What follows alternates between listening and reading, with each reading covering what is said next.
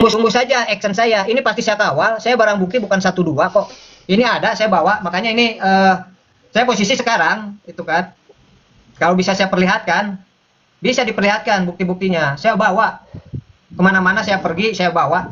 Beberapa waktu lalu, Kang Cecep mengutarakan niatnya memperkarakan Kang Deddy Mulyadi saat masih menjabat sebagai Bupati Purwakarta. Ia menuding Kang Deddy Mulyadi melakukan korupsi dan telah memiliki bukti-bukti kuat. Para pendukung Kang Deddy Mulyadi pun kemudian menggeruduk Kang Cecep di TikTok. Mereka meminta Kang Cecep tidak bicara asal saja tapi harus berdasarkan data dan fakta. Dalam live TikTok, Kang Cecep pun menjelaskan dan menunjukkan bukti tentang korupsi yang dilakukan KDM. Kita simak dulu nih potongan video penjelasan Kang Cecep secara live di TikTok. Sungguh saja action saya, ini pasti saya kawal, saya barang bukti bukan 1 2 kok. Ini ada, saya bawa, makanya ini saya posisi sekarang, itu kan. Kalau bisa saya perlihatkan, bisa diperlihatkan bukti-buktinya. Saya bawa, kemana-mana saya pergi, saya bawa. Itu loh. Jangan dulu. Jadi biarin. nih, bawa nih. Ya. Oke. Saya bawa, buktinya saya bawa, bukti saya bawa semua. Itu kan. Dari BPK, hasil temuan BPK RI 2018 ada suratnya, keputusan BPK-nya ada, dan lain sebagainya kan gitu. Jadi makanya kalau mau berbicara dengan saya harus yang paham. Ya, betul. Kalau yang nggak paham akan kondisi seperti ini, nantinya kacau, nanti bias kemana-mana kan gitu. Ya. Gitu loh. Ya, Kak, benar. Karena ini urusannya korupsi dan korupsi itu tidak. Yang korupsi itu siapa, Bung Cecep? Iya, itu kan yang dilaporkan itu kan dugaan tindak pidana korupsi pada tahun sekian lah di saat dia jadi bupati. Dia itu mencalonkan gubernur itu diperiksa lagi oleh BPK, tidak ada temuan kok. Kalau dia ada temuan di bupati, nggak mungkin dia mencalonkan jadi gubernur loh. Awas, waspada. Nah itu logikanya Ki. Iya, Itu logikanya. KPK tidak bisa samperin, KPK aja disamperin, KPK aja mancing-mancing ngeprank aja disamperin langsung. Oke, sebentar ya teman-teman. Kan gitu. Jadi kita tunggu dulu Cecepnya ya. Kita tunggu dulu Cecepnya buat naik lagi ya biar enak mendengarkan narasinya. Apakah benar masyarakat Jawa Barat nanti tidak bisa menuntut balik Kang Cecep Saifullah ini gitu loh ya. Bisa Kang, karena Cecep bukan aparat penegak hukum. Cecep adalah masyarakat sama dengan kita, bukan aparat penegak hukum, dan dia bukan orang yang akan mendikte dan tidak diperbolehkan atau tidak. Dia bukan presiden, dia bukan pejabat, dia bukan kepolisian, dia bukan KPK. Masa dia hanya dia aja yang punya kedaulatan? Kami juga dilindungi dengan undang-undang kan?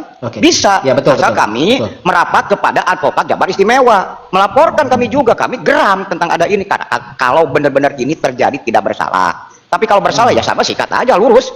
Buat apa punya pejabat jahat? Kan gitu kita mah. Betul. Oke, kita dengarkan lagi narasi Kang Cecep. Ya. Oke, Kang SD mau menambahkan silakan. Dan saya jamin untuk masalah pelaporan saya ini next ya. Itu tidak ada sentimen pribadi. Oke. Itu pure. Saya untuk mengedepankan hak warga Purwakarta ya pada saat itu dan sampai hari ini. Nah, takutnya efeknya ini ke warga Jawa Barat di 27 kabupaten kota gitu kan. Nah ini efeknya takutnya ke sana melebar dengan berbagai macam alasan saya tentunya gitu kan. Kalau untuk Gubernur Ableh silahkan cari di Meta, di Google ataupun di Kamus Sunda, kalau memang orang Sunda Buhun silahkan cari apa itu artinya. Jadi pertanyaan itu nggak perlu dipertanyakan lagi. Kalau memang wah ini orang ini bicara seperti ini nih, cari tahu dulu. Seharusnya jangan dipertanyakan. Loh gini kan, kan saya bertanya karena saya tidak tahu bahwa barusan pertanyaan saya juga dengan punten-punten secara pribadi saya nggak ada masalah dengan Akang. Saya hanya bertanya ke Akang yang melontarkan kata-kata itu, gitu kan? Nah sekarang gini, maaf gitu kan. Sekarang gini maaf, kalau memang ada HP 2, Akang searching aja itu. Oke, intinya gini Bang Ajang ya. Jadi poinnya adalah tadi sudah dijelaskan oleh Kang Cecep bahwa Kang Cecep itu tidak ada sentimen pribadi lah ke KDM ya atau ke Deddy Mulyadi gitu loh ya. Dan memang katanya melaporkannya KDM itu karena memang ada ada urusan tentang korupsi tersebut gitu. Jadi nggak ada sentimen pribadi hingga harus atau kepentingan politik hingga Kang Cecep melakukan itu karena benar saya pasti melaporkan karena saya di sini sebagai koordinator ya untuk pergerakan ini. saya ini punya 14 alat bukti, bukan satu, bukan dua, 14 alat bukti. Itulah. Dari Inspektorat, dari BPKRI, dari DPRD, itu kan. Dan runutannya juga ada semua, gitu kan. BPKRI nomor sekian sekian sekian sekian tahun 2023, gitu kan. Ada ini semua. Oke, sebentar Kang Cecep. Kalau ya BPKRI ini perwakilan BPKRI perwakilan Jabar tahun 2023 ada, tahun 2024 juga ada. Itu kan. Nah, ya, ini udah saya telusuri komplit aja gitu loh. Iya, ya oke Kang Cecep. Yang saya lihat dari saya telusuri dari BPKR ini, ya, yang Kang Cecep angkat ini tentang DBHP kan? Tentang masalah infrastruktur yang strategis, benar kan? Itu kan? Yang DBHP itu Dana bagi hasil. dana Iya, pembagi dana. hasil pajak. DBH, Dana bagi dana hasil bagi hasil pajak. pajak. Betul. Iya, itu ya kan yang diangkat. Jadi Dan tidak ada urusan sangkut pautnya dengan infrastruktur. Gitu loh. Jadi gini Kang Cecep, ya. Jadi gini Kang Cecep. Memang kan yang dipermasalahkan itu kan tentang DBH itu. Cuman di dalam DBH itu kan pada saat itu ada keterangan nih. Saya lihat dari Jampidum itu bahwa dana itu digunakan untuk infrastruktur strategis Kang Cecep. Gitu loh. Ya, infrastruktur strategis itu yang di Sukasari, betul. Tapi itu dalam DBHP itu tidak bisa dialihfungsikan. Itu karena dana bagi hasil pajak itu transfer dengan cara transfer dari pusat, provinsi, kabupaten langsung ke desa. Nah, di sini juga saya ketahuin dari harusnya cair tanggal 31 Desember 2016 tidak ada di Bank BJB Purwakarta itu mentransfer ke desa-desa, tidak ada. 2017 juga sama, 2018 juga sama, dan itu dana wajib dan tidak bisa dialihfungsikan. Walaupun bisa dialihfungsikan, itu harus krisis fiskal sama force major. Itu pun harus ada persetujuan dari Menteri Keuangan, Menteri Desa, dan Mendagri, gitu loh. Dan disahkan, diperkenalkan sama DPRD Kabupaten Purwakarta, kan begitu. Kang Cecep, penemuan bukti itu, apakah itu termasuk korupsi Pak Cecep? Kalau pengalihan dana itu Pak Cecep, mohon maaf Pak.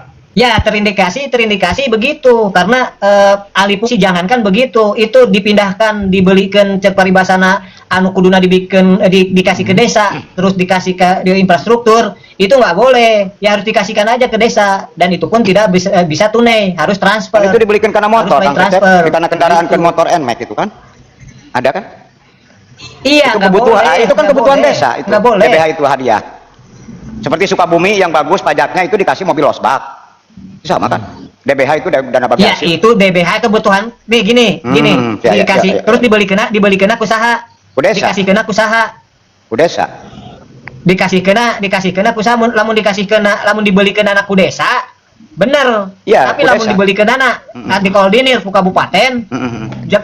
Kadesa mah jadina motor temenang. Ya. Itu harus ada bukti transfer dulu dari kabupaten ke desa. Gitu. Nah, ini 2016, 17, 18 tanggal yang ditentukan. Kenapa laporan itu tidak digugatnya waktu dia menjabat? Waktu itu kan dia bupati dan kasusnya itu kan waktu dia jadi bupati. Itu pertanyaan bagus. Itu Silakan. Itu pertanyaan bagus, tapi kasihan gitu kan, kasihan. Yang namanya temuan, semua pun yang namanya temuan itu setelah, karena waktu dia menjabat itu pasti ditutup-tutupin. Ngertos tuh? Paham nggak? Pak Cecep, kalau saya bisa Itu loh. bisa ini. Dan itu maaf pun bukan 2016 saja, 2010 juga ada. Pak Cecep, ini saya pernah lihat PT Ibu Ane ya, waktu menjabat kan? Ya. Waktu betul. Ibu Ane bawa kabupaten atau apa desa yang punya utang ya. Dari video tersebut, kita bisa menarik kesimpulan jika Kang Cecep memang tidak asal ngomong ya teman-teman. Meskipun, jujur saja, kita sendiri tidak tahu, apakah bukti yang Kang Cecep gunakan bisa untuk membawa Kang Deddy Mulyadi ke balik jeruji besi. Karena apa? Berdasarkan penjelasan Kang Cecep sendiri, sebenarnya, dana besar yang jumlahnya mencapai 14 miliar itu tidak dipakai Kang Deddy Mulyadi secara pribadi, tapi dipakai untuk membangun infrastruktur. Itu kan dipakai buat kepentingan masyarakat kan? Dalam hal ini masyarakat Purwakarta. Dan kembali lagi ya teman-teman, jika Kang Cecep tetap bersikuku memperkarakan hal itu ya tidak apa-apa. Itu hak Kang Cecep. Hanya saja, hal yang mau kita garis bawahi adalah kita sendiri tidak akan terpengaruh oleh pernyataan Kang Cecep. Karena, Kang Deddy Mulyadi tidak memakai dana itu untuk kepentingan pribadinya melainkan untuk kepentingan umum. Gimana menurut teman-teman sekalian?